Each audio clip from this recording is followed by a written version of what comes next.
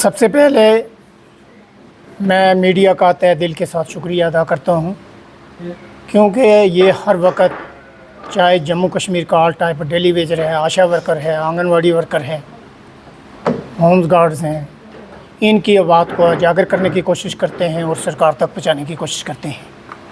आज की meeting employ joint action committee आर ने जो यहाँ ऑर्गेनाइज़ की है, उसका मेन मुद्दा और मकसद ये है कि यहाँ मुलाजमों के मसले बहुत सारे हैं, लेकिन यहाँ जम्मू कश्मीर में यहाँ सुनने वाला कोई नहीं है।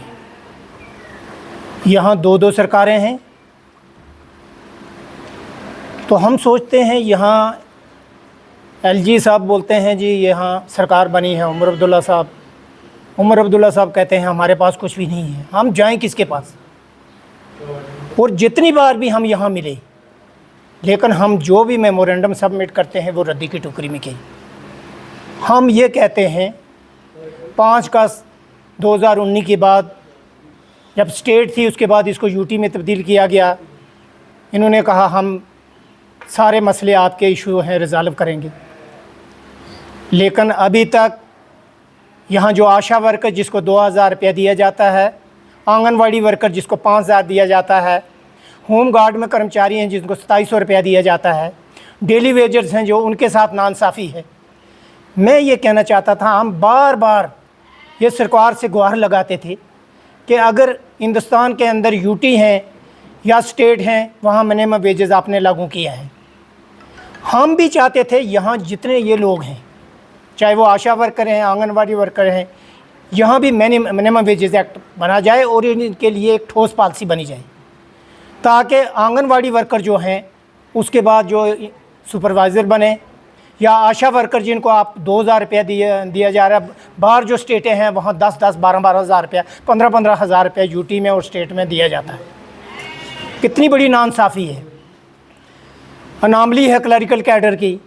इसके साथ HRA 2% जो लद्दाख वालों ने दे दिया, मेडिकल लॉसेस जो है वो उन्होंने दे दिया।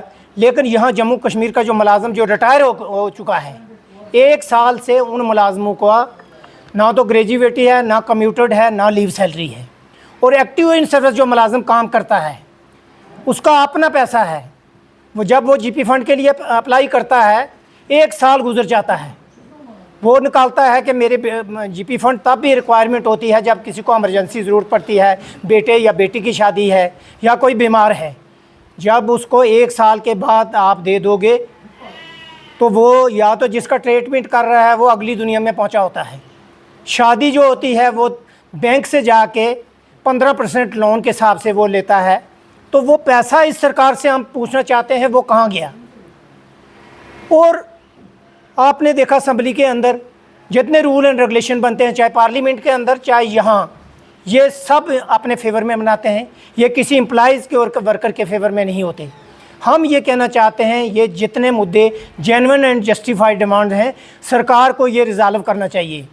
और सरकार अगर इन चीज़ों को नहीं करेगी तो शायद आने वाले दौर में एक बहुत बड़ा आंदोलन भी हो सकता है, जिसकी रिस्पॉन्सिबिलिटी यहाँ की सरकार की हो सकती है, ना कि मुलाज़म की। Thank you so much. देखिए 7 साल यहाँ एलजी एडमिनिस्ट्रेशन थी, सब कुछ एलजी के पास था। कहाँ हुआ? एलजी साहब के पास तो टाइम ही नहीं बात सुनने का, गरीब लोगों का। कहाँ बात सुनी? हम ये कहना चाहते हैं, चाहे वो एलजी जम्मू कश्मीर का एलजी है या यहाँ की सरकार है, ये जिन कुर्सियों पर आप बैठे हुए हो ना, ये कुर्सियाँ रहने वाली नहीं। कल तक यहाँ कोई 7-8 साल यहाँ कोई सरकार नहीं थी, क्या इनको पता नहीं है? कुर्सी रहने वाली नहीं है, ना एलजी की रहेगी और ना ही यहाँ के चीफ मिनिस्टर की रहेगी। जब आप इस कुर्सी पर बैठे हो, लोगों के ये मसले हल करेंगे। मिनिमम वेजेस एक्ट अगर आपने लागू किया होता हम तारीफ़ करते, हमने यहाँ रेगुलाइजेशन पॉलिसी बनाई होती हम आपकी तारीफ़ करते। यहाँ का मुलाजम जो रिटायरमेंट हुआ है उसके जो अमालमेंट्स हैं वो 1 साल से ट्रेजरी के अंदर पड़े हुए हैं। यहाँ का मुलाजम का HRA जो 2% है वो 1 साल से अभी आपने नहीं दिया। यहाँ मेडिकल लॉसेस जो है 1000 रुपया दिया है, अभी तक उसको भी रिज़ॉल्व नहीं किया गया। हम ये कहना चाहते हैं ये चीज़ें नहीं चलेंगी। हम ये चाहते हैं कि ये मुलाजमों के इशू रिजॉल्व करो।